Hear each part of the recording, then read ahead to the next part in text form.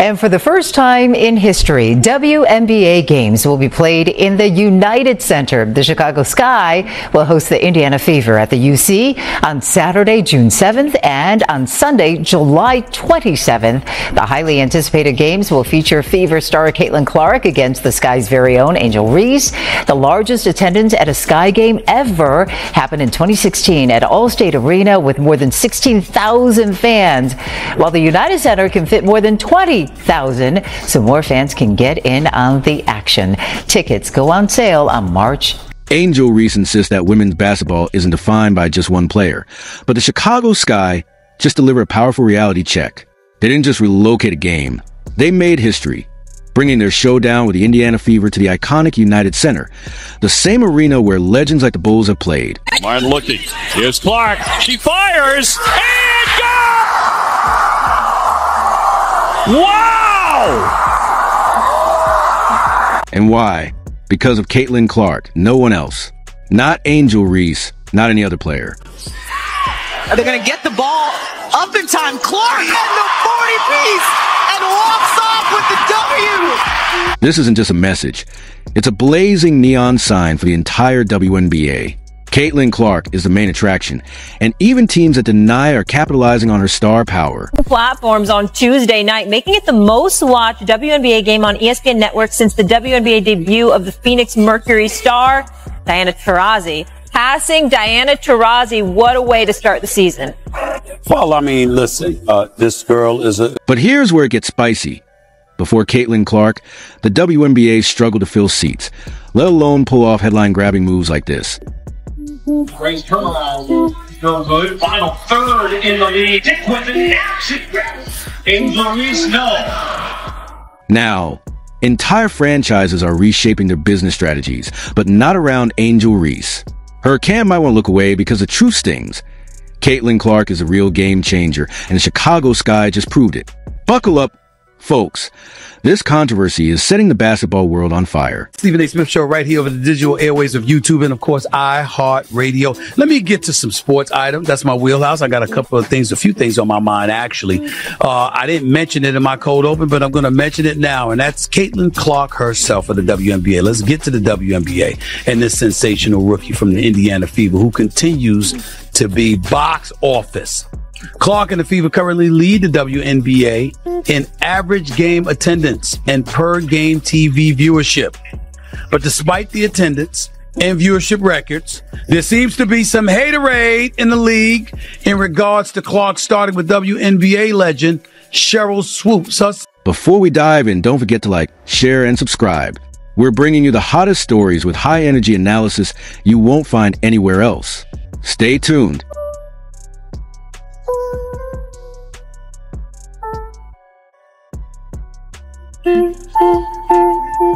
Let's be real. The Chicago Sky's decision to move their game against Caitlin Clark's Indiana Fever to the United Center wasn't just a business move. It was a statement. This marks the first WNBA game ever played in the iconic arena, and there's one reason behind it: Caitlin Clark.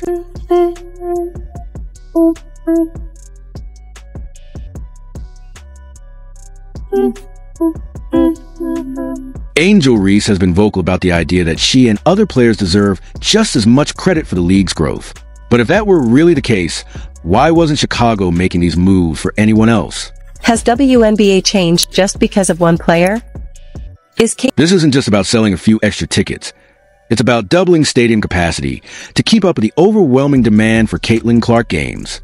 The WNBA has featured elite talent for years, but no single player has ever ignited this kind of frenzy. To take that on and be that for my teammates, and if I want to be that, and I know I'll go down in history, I'll look back in 20 years and be like, yeah, the reason why we watching women's basketball is not just because of one person, it's because of me too, and I want y'all to realize that. But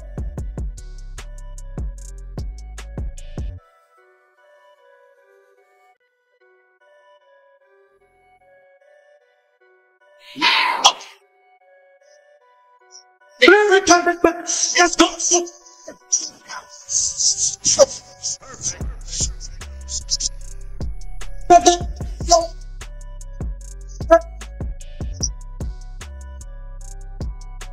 go. If Reese's claims are true, Chicago will be making these moves for other matchups too. But they're not. This is Caitlin Clark's world, and everyone else is just playing in it. Average attendance of WNBA games not involving Caitlin Clark is 8,490. So games that Caitlin Clark plays are averaging 85% more than non-Caitlin Clark games. Just throwing that out there. You need to know. You need to understand these are the kind of things that comes with it. Let's talk numbers. Before Caitlin Clark, WNBA attendance hovered around 6,600 per game. Now, packed arenas and record-breaking viewership. When Clark steps on the court, it's more than a game. It's an event.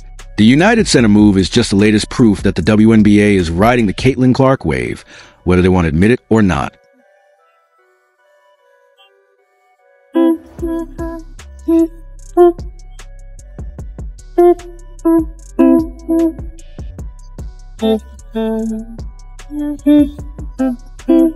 Before Caitlin Clark entered the league, WNBA games struggled to break into the mainstream. Sure, there was a loyal fan base, but let's be honest, many games barely made a ripple beyond die-hard basketball circles. If I had transferred earlier in my career, I wouldn't be having the time of my life. Matchups were intense, but they lacked that must-watch spark. Many arenas had empty seats, TV ratings were flat, and media coverage was sparse. Now, the entire landscape has changed, and one name stands at the heart of it all: Caitlin Clark. Has really taken upon her shoulders to be more aggressive offensively to trade, and Caitlin Clark for three rattled. Recently being the first WNBA player that has recorded consecutive 20 Reese Bentley tips it away and off and running. Caitlin Clark wins a pass. Clark's arrival wasn't just big, it was a cultural shift. Attendance skyrocketed almost overnight. Merch sales flew off the shelves, and networks scrambled to lock down WNBA broadcast rights. Suddenly, ticket prices surged to unprecedented levels, and the league found itself in uncharted territory. Drea, you don't have to wait any longer. The pick is in. Time to get things back to the podium. Here is the commissioner, Kathy Engelberg. With the first pick in the 2024 WNBA draft, the Indiana Fever select Caitlin Clark, University of Iowa. And here's the kicker. Entire teams began reshaping their business models just to capitalize on her presence. Angel Reese might argue that no one player defines a league, but the numbers paint a very different picture. Take Indiana's season opener against the New York Liberty as Exhibit A. Over 17,000 fans packed Gainbridge Fieldhouse, generating an atmosphere usually reserved for NBA playoffs or A-list concerts. The energy was electric. This wasn't a coincidence. It was the Caitlin Clark effect in real time. She's not just growing the game, she's revolutionizing it. Up there with steals. And she'll take the first three. Still skeptical about Clark's impact? Let's look at two teams that literally changed venues just to cash in on her arrival. The Atlanta Dream, instead of playing in their usual Gateway Center arena, moved their matchups against the Indiana Fever to State Farm Arena, the home of the Atlanta Hawks. With the first pick in the 2024 WNBA draft, the Indiana Fever select Caitlin Clark, University of Iowa.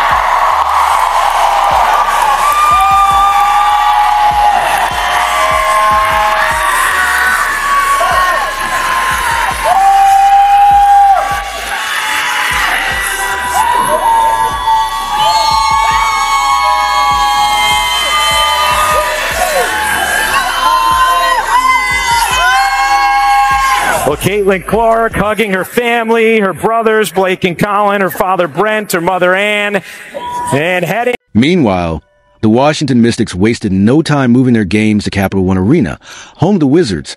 Bigger venue, more seats, and a whole lot more money.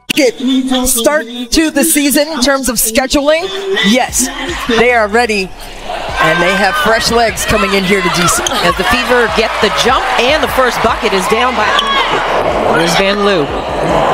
Getting Edwards on the move. Got it deep. The defense would definitely be at the top of the list. Wallace in the corner gets that to go. Wilson sticks. Here's Boston off the pick and roll. Little hesitation gets that off. What do both of these moves have in common? They happen for one reason. Caitlin Clark. Be that for my teammates, and if I want to be that, and I know I'll go down in history, I'll look back in 20 years and be like, yeah, the reason why we watching women's basketball is not just because I take that on and be that for my teammates, and if I want to be that, and I know I'll go down in history, I'll look back in 20 years and be like, yeah, the reason why we watching women's basketball is not just because of one person, it's because of me too, and I want y'all to realize that.